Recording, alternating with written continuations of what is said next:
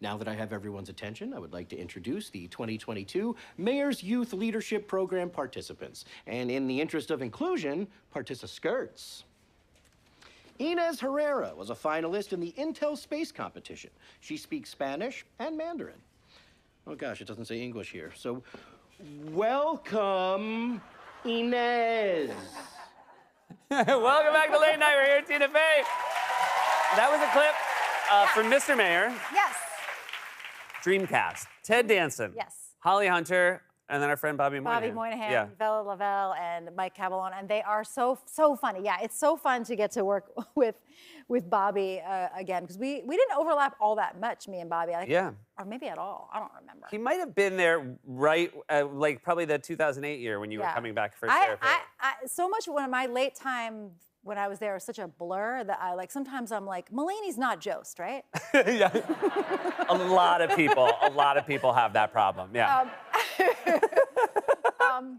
But yeah, Bob and Ted Danson and Holly Hunter, and sometimes Ted Danson will call me and I still my phone will say it'll say Ted Danson and I'm like, that's crazy.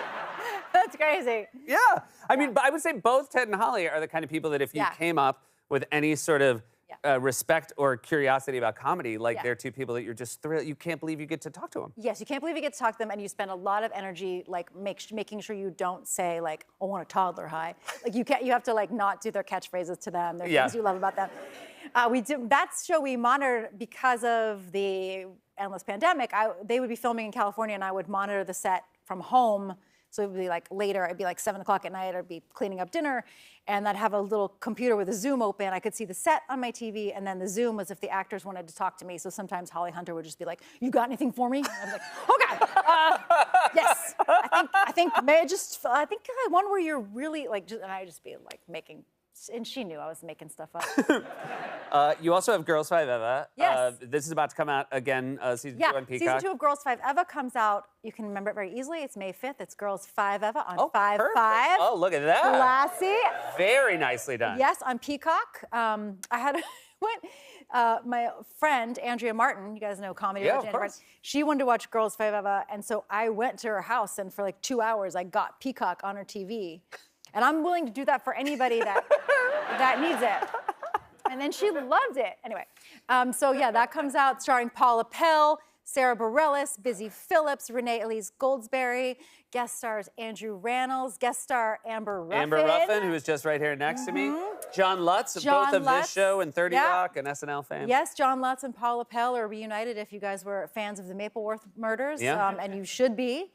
You, speaking of murders, you got to be in Only Murders in the Building. Yes. By the way, speaking of murders was a terrible segue. Speaking of murders, I think you have something to tell everybody about the Bayside Strangler.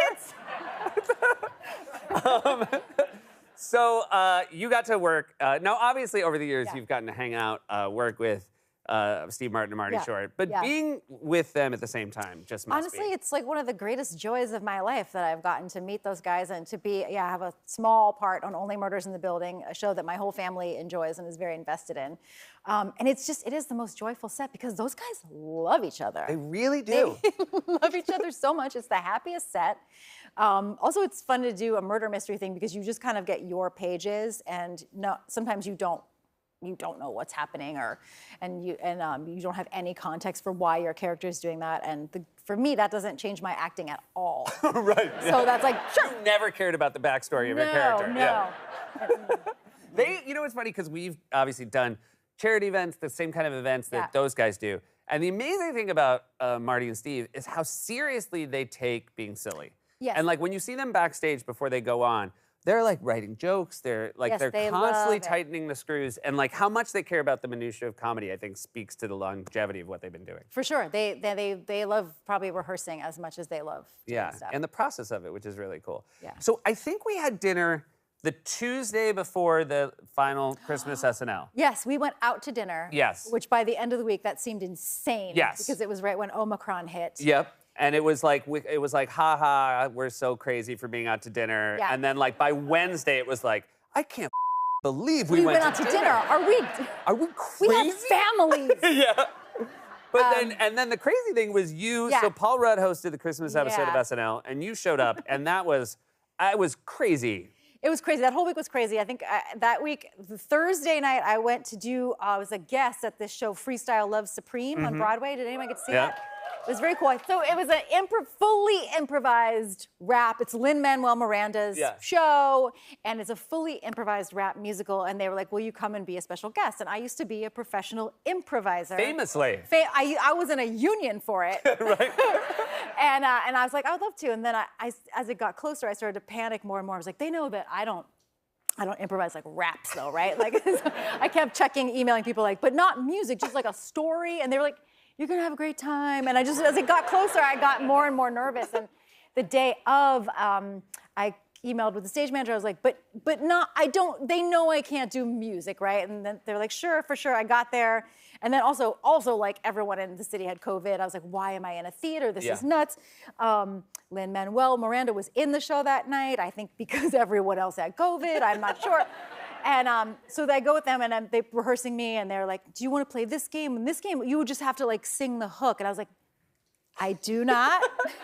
I had looked up, I was like, who are the other people who have been guests? So I looked it up, and it was like, oh, Wayne Brady, that's not good, that's not good. And it was like, Jimmy did this. Like, and so I was like, nope, can't sing the hook, I'll tell a story. And they were really nice about it. And then seemed fine. And then we go to warm up before the show, and they said, we're gonna do like an improv warm up if you want to come down. And so I go to the basement, we're doing like regular improv warm ups, and I'm like, okay, we're in a circle. And then they start doing their rap warm up, which is then like take like words out of a bucket, and they freestyle rap, and it's amazing. And they pass it to each other, and every single person is amazing. And I'm in this circle, and I'm starting like sweating from like my spine out. And then they get to the person next to me, and then I just like lean back, and then that person just gives it back to Lin-Manuel, who, does another one, and then like tries to throw it to me. And I looked at Lin-Manuel Miranda, and I went, no, I don't do that. And then I threw myself on the ground.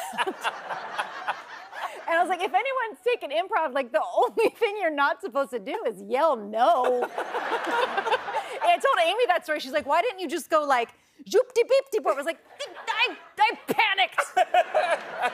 But I just told a story, and it was fine. All right, good. That's part one of the weekend. Yeah. So then that's Thursday. I wake up Friday, convinced I have COVID, right? I was with a full theater of people. I'm supposed to shoot at Only Murders, but they test you all the time. I'm like, okay, my test is good. I go to Only Murders in the building. I'm supposed to shoot with Marty and Steve and then Selena Gomez. And so I'm rehearsing with Marty, you have your masks on, and they go, and I'm like, okay. And then they go to put the microphone on you, and then you're gonna take your mask off, and they're gonna shoot. And I was like, my throat hurts a little bit, right? And I thought, I don't wanna, I'm not taking Marty and Steve and Selena down, no way. So I pulled someone aside, like, can I have another rapid test? And they're like, we're just gonna see what Disney says. And apparently what Disney says was, get out of here. So they sent me home. And I messed up the beginning of the story, is that I already knew on Tuesday that I was supposed to go to SNL on Saturday. Yeah. Because they needed someone to do update. Because oh, right. Jost was out. Jost had COVID. Right, we can say that now, yeah. I guess. And so I was like, okay. So then they kicked me out of Only Murders. I go home, and I'm like, they give me another test, still good. I'm like, all right, I'm gonna do update. I go to SNL, it's a ghost town. Everyone's there. Rudd is there. People are dropping like flies, getting pulled, going home. And then somehow that weird show, it was just like me and Rudd and Keenan and Che and Tom Hanks. Like somehow me and Tom Hanks are the Expendables. It was like, no one cares if these two die. And Tom Hanks is like, I had it first. You had it first, yeah. Yeah. That was the thing. They said if you were willing to get it first, you'd be immune forever. That's yeah. That's the deal. That's the deal he made. Yeah. Okay. And then it was fine. And then I never got COVID. So probably tonight. Hey, thank you so much for being here. It's So always a pleasure. You're welcome. Tina Fey, everybody, Mr. Bear. Tuesday nights at 8:30 here on NBC, and the second season of Girls Five premieres May 5th, 5/5 on Peacock.